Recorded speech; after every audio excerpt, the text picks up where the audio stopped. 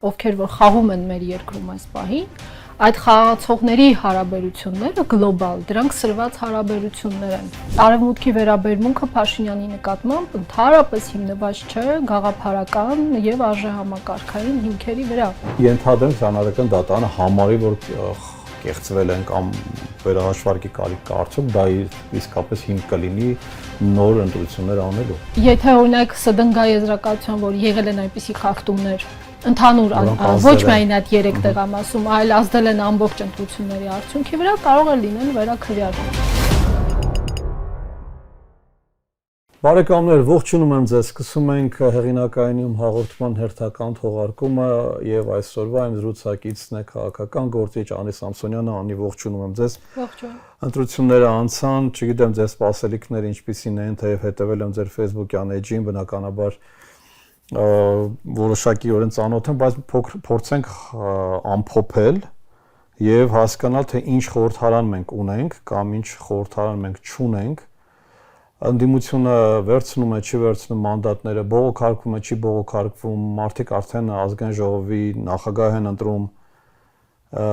Ալեն Սիմոնյանի ճակատագինն են փորձում կռահել, գուշակել։ Ամենակարևոր հարցն է, չէ՞։ Դե իհարկե,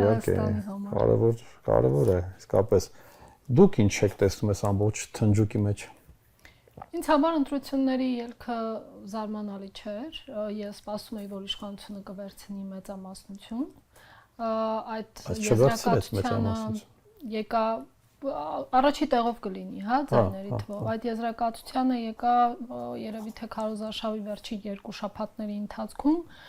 որովհետև հասկացա, որ ընդդիմության դիրքերը բավականին թույլ են։ Սկզբում ընդդիմությունը նոր քաղաքական ուժերը, հա, այդպես թափով մտան քաղաքական դաշտ, մեծ աղմուկով, ահագին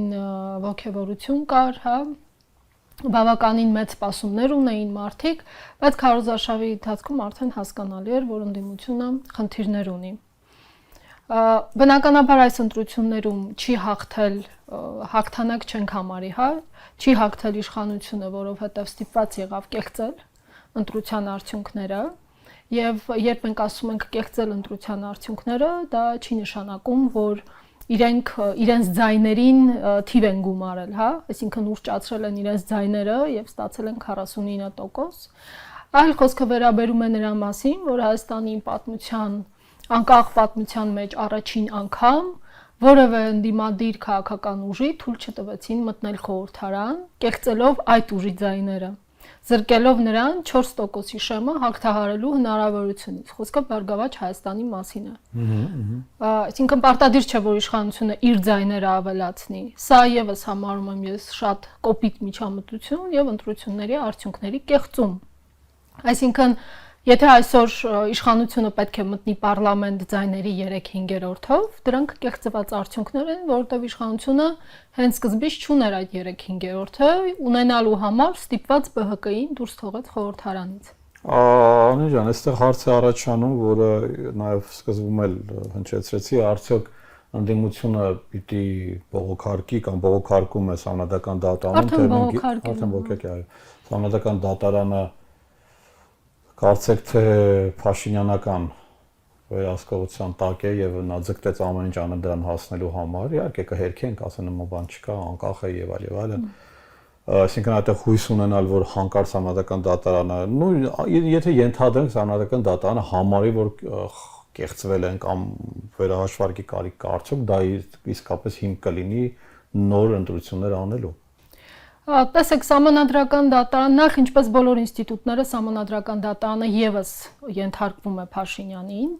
եւ այն հանգամանքը, որ Սահմանադրական դատարանի 2 դատավոր ինքնաբացարկ էին հայտնել, հա, մեկը ՔՊ-ի հետ ասոցացված, մյուսը Հանրապետություն կուսակցության, դա դեռ չի նշանակում, որ ապահովել է դատարանի անկախությունը։ Եվ ընդհանրապես ընդդիմության ներկայացուցիչներն էլ կարծում եմ չպիտի դիմեին որևէ տեխնացու ինքնաբացարկի համար, որովհետև այդպես դաշտ էին ստեղծում հետագայում Սահմանադրական դատարանի որոշումը ավելի լեգիտիմ լույսի ներքո ներկայացնելու համար, ինչը ընդհանրապես իրեն շահերից չի բխում։ Սահմանադրական դատարանը ընդունելու է 2 որոշում, մեկը ուժի մեջ թողնել ԿԸՀ-ի որոշումը, Մյուսը անվավեր ճանաչել արդյունքները։ Եթե անվավեր է ճանաչում կամ բաշխում է մանդատները, կամ նշանակում է երկրորդ փուլ եւ կամ մի կետ, որ պարզապես գրված է անվավեր ճանաչել։ Իրականում սահմանադրական դատանի մասին օրենքի մեջ է, որ գրված է անվավեր ճանաչել, հետագայում օրինակ ընտրական օրենսգրքի մեջ չկա հստակեցված, այլ որ սահմանադրական դատարանը անվավեր է ճանաչում, դրան ինչ է հաջորդում, արդյոք ԿՀ-ն իրավունք ունի որոշում կայացնել, առանձին տեղամասերում նորից քվեարկություն նշանակել, եթե անվավեր է ճանաչել այդ տեղամասերում, բոլոր տեղամասերով վերաքվեարկություն նշանակել, սա մի քիչ անհստակություն կա, բայց նաև կա մի դրույթ, որ եթե օրինակ անվավեր են ճանաչվում, կարող է լինել նոր հերթական ընտրություն կամ նոր ընտրություն։ Ինչպես գիտեք, Նիկոլ Փաշինյանը հրապարակային արդեն բացառել է, ասել է նոր ընտրություն չի լինելու։ Դրանով ոնց որ կանխորոշելով, որ ՍԴ-ին տրված է հրահանգը, հա, որ ընտրությունները անվավեր չեն ճանաչվելու։ Այսինքն կարող ենք ենթադրել, որ ՍԴ-ն թողնելու է ուժի մեջ, եւ մյուս տարբերակը, որ ես մտածում էի, կարող էր նշանակվել օրինակ վերաքվեարկություն, բայց որքանով ՍԴ-ն կարող է ԿՀ-ին դա 3 ընտրատեղամասում։ Ոչ, ամբողջ տեղամասերով, այո։ Այսինքն բոլոր, եթե 3 տեղամասում եղել են եթե օրինակ ՍԴ-ն գա եզրակացության, որ եղել են այնպիսի խախտումներ ընդհանուր ոչ միայն այդ 3 տեղամասում, այլ ազդել են ամբողջ ընտրությունների արդյունքի վրա, կարող է լինել վերաքվեարկություն։ Միով է, վերաքվեարկություն չի նշանակում նորից ընտրություն։ Ոչ, նորից չի նշանակում ընտրություն, վերաքվեարկություն նշանակում է, որ պարզապես ՍԴ-ն մեկ ամսվա ընթացքում նշանակում է նոր օր գնալու նորից քվեարկելու, բայց ոչ թե նոր ընտրություն։ Երբ մենք ասում ենք նոր ընտրություն, հասկանում ենք, որ նոր ընտրության դեպքում նորից պետք է ձևավորվեն նորից գրանցվեն կուսակցությունները, նորից կարող են նոր դաշինքներ ստեղծվել, նոր պրոցես, նոր ցուցակներ, այսինքն 0-ից լրիվ 0-ից, իսա նույնը թողնում եք, ուղղակի գնում են նորից վերականգնում, բայց ան բոլոր տեղեր, հա, բոլոր տեղերը, եթե բոլոր տեղերում նշանակում է վերաքվեարկություն։ Եվ երկրորդ փուլը, կա երկրորդ փուլի տարբերակը, որը իդեպ ուժեղ Հայաստանի պահանջն է, որով իրենք դիմել են ՍԴ, անվավեր ճանաչել եւ նշանակել երկրորդ փուլ, այստեղ արդեն կա սահմանափակումներ, որ բոլոր ուժերը կարող են մասնակցել, բայց թույլատրվում է նաեւ նոր դաշինքներ կազմավորել։ Ինչը բնականաբար ես բացառում եմ, որովհետև սա ոչ մի կերպ ձեռնտու չէ իշխանության։ Այստեղ երկու հարց էլ կա, դեռ նախ այդ մանդատ ենթադրենք ոչինչ չի փոխվում եւ մնում է այդպես ինչպես որ կա, երևի թե ամենահավանականը դա է հաշվի առնելով հայաստանյան իրողությունները, ընդդիմությունը ձեզ պիտի վերցնի թե չէ, կամ ձեզ ձեր ունեցած տվյալների արդյոք ընդդիմությունը ավելի շատ հակված է վերցնել թե ոչ։ Եվ երկրորդը, ես ճիշտ եմ հասկանում, որ արդեն խճճվել ենք այս թվերի մեջ, այս պահին ԱՄՆ-ն դեպս նույնիսկ եթե ԲՀԿ-ն չի անցնում, իշխանությունը չունի սահմանադրական մեծամասնություն, այդպես է։ Իշխանությունը, այո, չունի սահմանադրական մեծամասնություն հանրաքվե անցկացնելու համար, ունի 3/5-ը, որ կարող է ընդունել օրինակ սահմանադրական օրենքներ, ընտրել պաշտոնյաներ առանց ընդդիմության, հա, ընտրել դատախազ, ՄԻՊ, անկախ մարմինների պաշտոնյաներ եւ ընդունել սահմանադրական օրենքներ, ինչպես օրինակ սահմանադրական դատանի մասին օրենքը, ընտրական օրենսգիրքը եւ այլն եւ այլն, բայց չունի 2/3-ը։ 2/3-ը պահանջվում է երկու դեպքում, հա, սահմանադրությամբ, երբ դու անվստահություն ես հայտնում նախագահին, այդ դեպքում կպահանջվի պարլամենտի 2/3-ը, սա մեր իրողություններում իհարկե չի գործի, որովհետև որևէ մեկի մտքով չի անցնում նախագահին անվստահություն հայտնել, որովհետև քաղաքականապես որովհետև քաղաքականապես նախագահ որպես այդպիսի ինստիտուտ ինձ համար գոյություն չունի, եւ մյուսը դա հանրաքվեն է։ Այսինքն եթե օրինակ ազգային ժողովը, կառավարությունը կամ 200,000 քաղաքացիների նախաձեռնությամբ հանրաքվեի նախագիծ է գալիս պարլամենտ, պետք է այդ 2/3 ձայների, որպեսզի այդ նախագիծը անցնի։ Դատելով այն բանից, որ ընդդիմությունը ամեն օր թե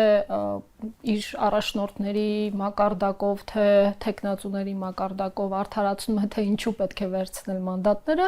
ես ենթադրում եմ, որ վերցնելու են մանդատները։ Սահմանադրական դատարան դիմելը ընդհանրապես իրավական քայլ էր ժամանակ վատնելու մի գործընկեր ունեմ քաղաքական, ասում է օդ են տատանում ընդդիմադիրները, հիմա այդ process-ն է, օդ են տատանում Բայց ընդդիմադիրները։ մինչև սահմանադրական դատարանի որոշումը լինելը կարող է խորհրդարանը ձևավորվել, թե պետք է սպասեն։ Խորհրդարանը նոր խորհրդարանը ձևավորվում է օգոստոսի 8-ին, երկամսյա ժամկետ կա դեռ։ Դրանց արդեն ազգային ժողովի նախագահ ընտրում։ Իրենք կուսը ներկուսակցական ժողով են արել, այո, տեխնացու են ընտրել, որ այդ տեխնացուն հետո պիտի առաջադրվի նաև խորհրդարանում։ Օգոստոսին։ Օգոստոսին, այո։ Գիտեք, իմ կարծիքով երկու սցենար կա։ Իշխանությունը ուզում է, որ ընդդիմությունը վերցնի բնականաբար մանդատները, որովհետև այդ 2/3-ը իրեն անհրաժեշտ է։ Եվ նաև լեգիտիմություն կհաղորդի։ Եթե Փաշինյանը իսկապես տրամադրված է օրինակ փոխել սահմանադրությունը Ադրբեջանի պահանջով, արդարացված են իր կողմից այս բոլոր ճնշումները ընդդիմության վրա, որպեսզի ինքը ընդդիմությանը բերի խորհրդարան, հա, որովհետև ես գրեթե վստահ եմ, որ բանակցությունները գնում են այդ ուղղությամբ, որ մենք ճնշումները կթույլատնենք, եթե դուք վերցնեք մանդատները։ Այս դեպքում հեշտ է լինելու ընդդիմությունից մի քանի հոգի վռվով կանել եւ ստանալ այդ 2/3-ը։ Իսկ եթե չէ։ Մյուս կողմից, եթե օրինակ Փաշինյանը տրամադրված չէ կատարել Ադրբեջանի պահանջը, եւ ոչ միայն Ադրբեջանի պահանջը, հա, բոլոր աշխարհաքաղաքական խաղացողները, որոնք թեւութիկունք են եղել Փաշինյանին միջև ընտրությունները, բոլորը դա արել են ինչ-որ բանի դիմաց եւ հիմա բոլորը գալիս են իրենց քաղածը հնձելու համար։ Փաշինյանը այս դեպքում կարող է օգտագործել ընդդիմության պարլամենտում չլինելու հանգամանքը Ադրբեջանին ասելով, որ ես չունեմ այդ 2/3-ը եւ ես չեմ կարող փոխել սահմանադրությունը։ Սա, այսինքն ներքին այս խաղը Փաշինյանը կարող է օգտագործել, որպեսզի աշխարհաքաղաքական այդ իր հետևից եկողների ախորժակը ինչ որ ձևով փորձի զսպել, հա, կամ ժամանակ շահել։ Թե որ սցենարը կլինի, ես չեմ կարող ասել, դա կախված է նրանից, թե ինչպես է տրամադրված իշխանությունը։ Արդյոք իշխանությունը կամք ունի, այսինքն միջև վերջ ցանկանում է իրագործել Ադրբեջանի պահանջները, թե իշխանությունը հասկանում է իրապես, որ Ադրբեջանի այդ պահանջները հակապետական են եւ դրանք հետագայում ունենալու են վատ հետևանքներ եւ կարող է օգտագործել այս ներքաղաքական իրավիճակը։ Արեն Սիմոնյանի մասին ինչ կասեք։ Ոչ մի բան, ինչ կարող եմ ասել։ Գիտեք, ինձ համար կա Նիկոլ Փաշինյան, քաղաքական իր ուղեղով մտածելակերպով եւ կան ԿՊԱ-կաններ։ Էլ այդտեղ ես մարդ չեմ տեսնում որպես այդպեսին, որ առանձին նրա մասին խոսեմ, հա, որպես քաղաքական գործիչ։ Չի լինի Նիկոլ Փաշինյանը որպես քաղաքական ֆիգուր, չեն լինի այդ մարդիկ։ Այո, իսկ նախ խորտ ամիսներին ոմանք մտածում են, որ ներսում պարակտում կարող է լինել ԿՊԱ-կանների միջև եւ դա որևէ կերպ չի ազդում ոչ պետության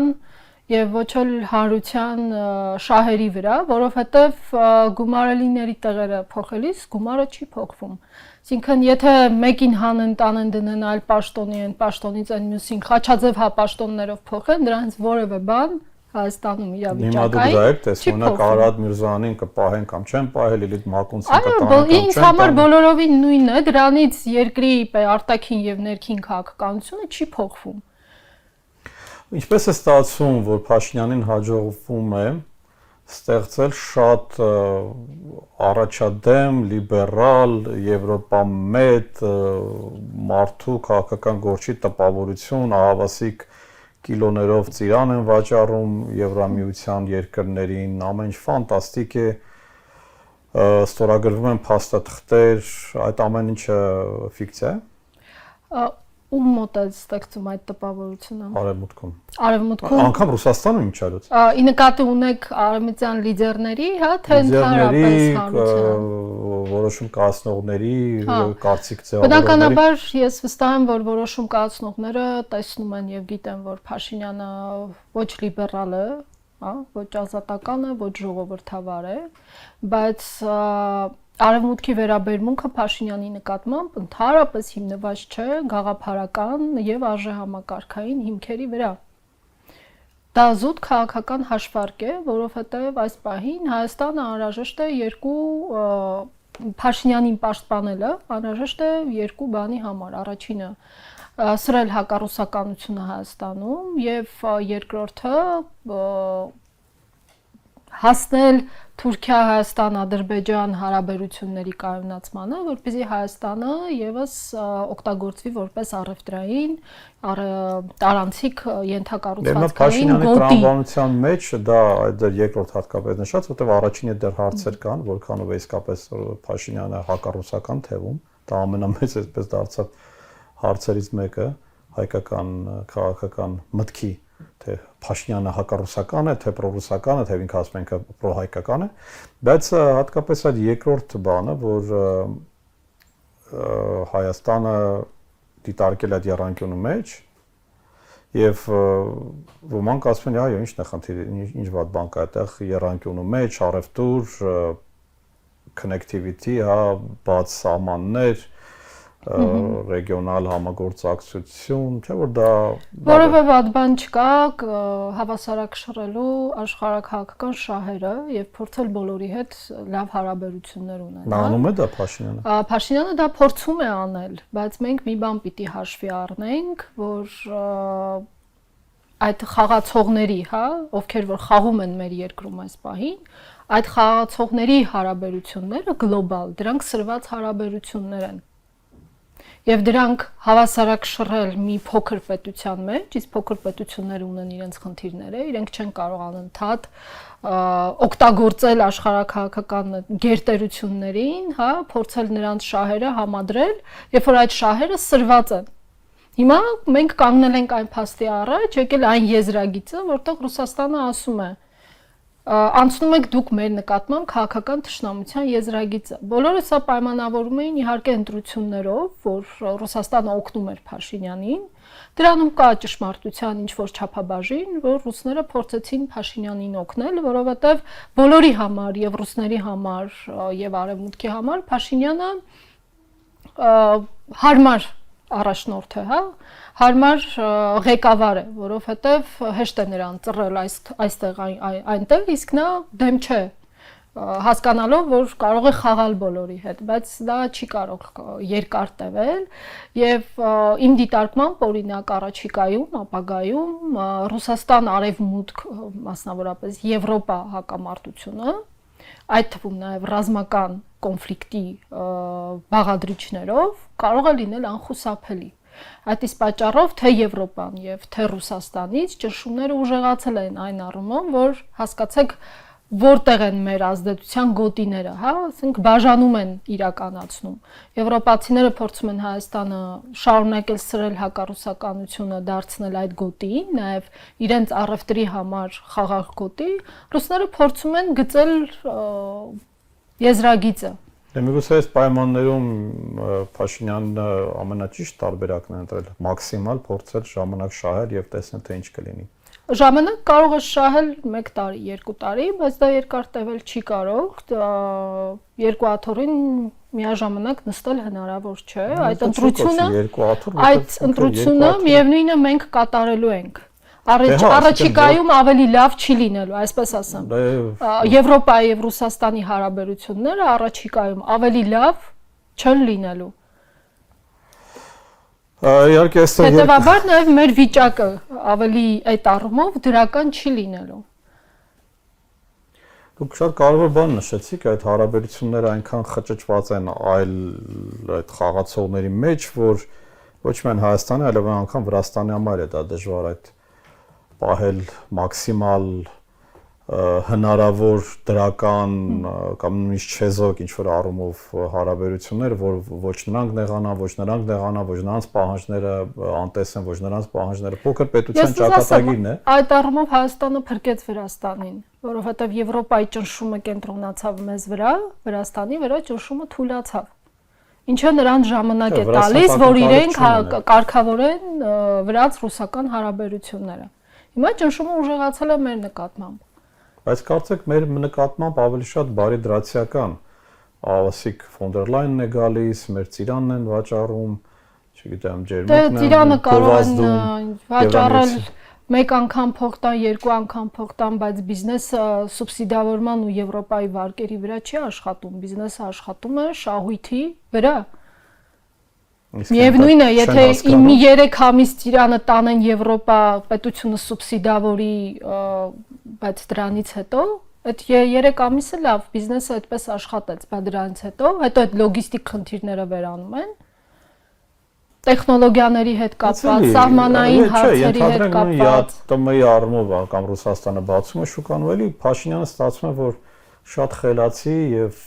հոգատար առաջնորդ դուրս եկա, որ կարողացավ այս ընթացքում, որպեսզի ապրանքը չփչանա, ինքը գտավ շուկա։ Ես համաձայն եմ, ինչ որ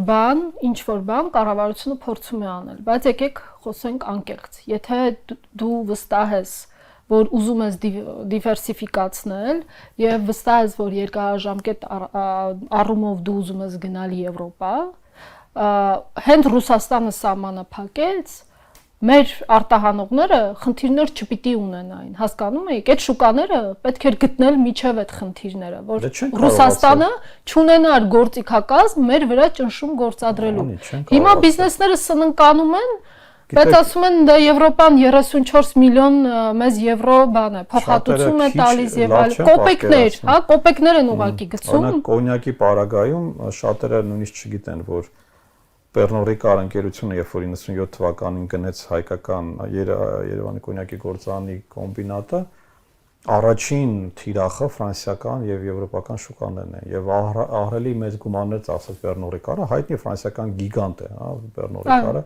հայկական կոնյակը անգամ ֆրանսիականի հետ այդպես անցկացնելու որպես Pernod Ricard-ի product չաշխատել, որովհետև աշխարհում որևէ մեկը հայկական կոնյակի մասին չի լսել։ Դա լավ վատի խնդիր չէ, դա այդպես է, ինչպես որ Հայաստանում չեն լսել ընդհանրենք այլ բաների մասին։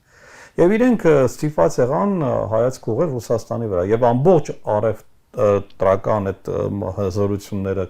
արտադրական ուղղեցին դեպի Ռուսաստան եւ Ռուսաստանում է հիմնական վաճառվում մի փոքր վրացական շուկայում է, ղազախական շուկայում, այսինքն էլի նախկին խորհրդային միության է, ովքեր գիտեն ում համար հայկական կոնյակը ինչ որ բրենդ է, անուն է, հա, որ գիտեն դրա մասին, այլ հարցանտը որակ է եւ այլն։ Այսինքն այնպես չի, որ արտադրողները հայկական Եվրոպայի տեղը չեն իմացել։ Փորձել են, այս վերջերս նաեւ մենք տեսանք, որ ահռելի մի ցանկ կա այն պահանջների, որ դու պետք է բավարարես, որպեսզի կարողանաս։ Այսինքն դա ֆանտաստիկ լավ բան է եվրոպական շուկա դուրս գալը, բայց դա նախ շատ թանկ հաճույք է։ Միանշանակ։ Ահռելի մեծ ներդրումներ է պահանջում, սկսած սերտիֆիկատներից վերջացած վերապատրաստում եւ լոգիստիկ էլի լիքը հարցեր, պլյուս սանիտարա այդ բան ISO-ները, որին դու պետք է համապատասխանես, նշանակում դու ամբողջ քո այդ հոսքը արտադրական պետք է փոխես, վերազինես եւ այլն, այո, դա կարեւոր բան, բայց դա էլ դեռևս երաշխիք չի, որ դու կվաճառես, որտեղ սովորական ուղղակի գնորդը կարող է այդ ամբողջից հետո չառնել քեզնից կամ չանա քո ապրանքը։ Եվ նաեւ մի գործոն կա, որը հաշվի չեն առնում, դա բիզնեսների աշխատանքի կոմունիկացիան է։ Մեր տեղական բիզնեսները ավելի հեշտ են կարողանում, եթե օրինակ հարցեր են, խնդիրներ են ծագում արտահանման հետ կապված, այդ հարցերը շատ ավելի հեշտ է լուծել օրինակ ԵԱՏՄ մակարդակով, թե սահմանապահների, հա, մաքսայինների եւ այլն, հասկացաք ես ինչ եմ ասում։ Քան այդ հարցը լուծել Եվրոպայում։ Սերտիֆիկատները դու կարող ես նախ եվրոպական սերտիֆիկատը շատ ավելի թանկ արժեն, ոչ թե գնելու, այլ անցնելու այդ process-ը։ Երկրորդը, այո, եւ լեզվական խոչընդոտներ չկա։ Իհարկե ես կողմնակից եմ եւ միշտ եմ կողմնակից եղել, որ Հայաստանը դուրս գա եվրոպական շուկա, որ ավելի գնողունակ է, ավելի մեծ է վերջո, քան ԵԱՏՄ շուկան, բայց դա միայն ցանկությամբ չի։ Դա նախորոք պիտի վաղուց պատրաստված լինեն, որը կարծեք չեն անում։ Միանշանակ եւ ընդհանրապես Հայաստանում հայկական մեդիատիրույթում կա ռոպագանդա, որ օրինակ մեր գործարարները ծույլ են, մեր գործարարները անհեռատես են, նրանք չեն ուզում լրացուցիչ ջանքեր գործադրեն եվրոպական շուկաներ մտնելու, բայց ես դա կարծում եմ, որ շատ անարդար է, որովհետեւ դրանք այդպիսի թեզերը ռոպագանդում են մարդիկ, ովքեր նախ իրենք ունեն պսևդո արևմտյան կողմնորոշում, հա, առավոտից իրիկուն խոսում են Եվրոպայի մասին եւ այդ մարդիկ կյանքում միլումա չեն ներդրել բիզնես անելու համար, ու ընդհանրապես չեն հասկանում բիզնեսը ոնց է աշխատում։ Զանգո չեն կախել։ Այո, Եվրոպան կարող է ժամանակավոր մեզ համար արհեստական խթանիչներ տրամադրել, որ մենք կարողանանք փորձել մտնել այդպիսի շուկա, բայց դա երկար չի տևելու եւ դա միևնույն է լինելու է ավելի սահմանափակ շուկա, քան ԵԱՏՄ շուկան։ Եվ այս առումով նաև ընդհանրապես ոչ միայն Եվրամիություն գնալու առումով, այլ նաև այս շուկաների թեմայով մենք պետք է Վրաստանի փորձը նորից դիտարկենք, որ Վրաստանը եւս, երբ որ թեքվեց աշխարհաքաղաքական կողմնորոշումը վեկտորը դեպի Եվրոպա, Վրաստանի եւս տվեցին ինչ որ հնարավորություններ, արտոնություններ, որ Վրաստանը գնա մտնի այդ շուկաներ, բայց ինչ որ ժամանակ հետո Վրաստանը հետ եկավ ռուսական շուկաներ եւ նաեւ ռուս-վրացական հարաբերությունների այդ բարելավման ու կտրուկ փոփոխությունը հենց պայմանավորված էր տնտեսությամբ, ոչ թե զուտ քաղաքական, այլ տնտեսական, որովհետեւ Վրաստանը հասկացավ, չէ, իմ կողքը թողած հեշտ մատչելի արագ եւ որտեղ փող կա շուկաները Ես տանջում եմ իմ բիզնեսմեններին։ Ոչ թե միայն հեշտ, այլ որովհետեւ, այսինքն այո, հեշտ, որովհետեւ նույն բորժոմին ենթադրենք ամբողջ Ռուսաստանում բրենդ է։ Դու պետք չի գնաս ամեն ենթադրենք ռուսին բացատրես թե ինչ է բորժոմին, բայց ֆրանսիացուն բորժոմին չես կարող բացատրել, որովհետեւ ինքը ունի հարյուրավոր այդպիսի հանքային ջրես, սկսած իտալականից վերջացած սեփականով, շվեյցարականով, որը կողքն է եւ որ ինքը շատ ավելի լավ ճանաչում է, կարող է բորժոմին կամ ջերմուկը ավելի լավն է, ենթադրենք, բայց դու շատ լավ գիտեք, որ մարդիկ առնում են իրենց համար հայտնի ճանաչելի անուններ ոչ թե լավ կամ վատ որպեսզի այն դառնա լավը քեզ համար ճանաչելի դա տարիների եւ գովազդի եւ շուկաներ վերցնելու մի բան որը ոչ Վրաստանը ոչ էլ հայաստանյան գործարարները չունեն ոչ այդ ժամանակը ոչ այդ ռեսուրսները եթե արդեն դու շուկան ունես ենթադրենք ինչի Ես ցանոթ գործարարներ ունեմ իրենք ասում են եթե ես այդքան ռեսուրս պիտի ծախսեմ նորից գնամ վարկ վերցնեմ բանկից այդքան ներդրում անեմ որ համապատասխանեմ այն շուկաներին որը շատ թանկ շուկա է ինձ համար նախ իմ շահույթն է կրճատվելու եւ երկրորդը եթե այդքան ներդրում կանեմ ել ինչի եմ հիմա այստեղ անում ես այդ փողը կվերցնեմ ու կգնամ դուրս Անի քանի որ մեր ժամանակը ըստեյության նաև ավարտվել է, բայց մի հատ հարց կուզենայի, ես շատ կարճ կուզեի որ պատասխանեք։ Արդյոք մենք կարձանագրենք մի քանի որ շատ խոսվեց այն մասին, որ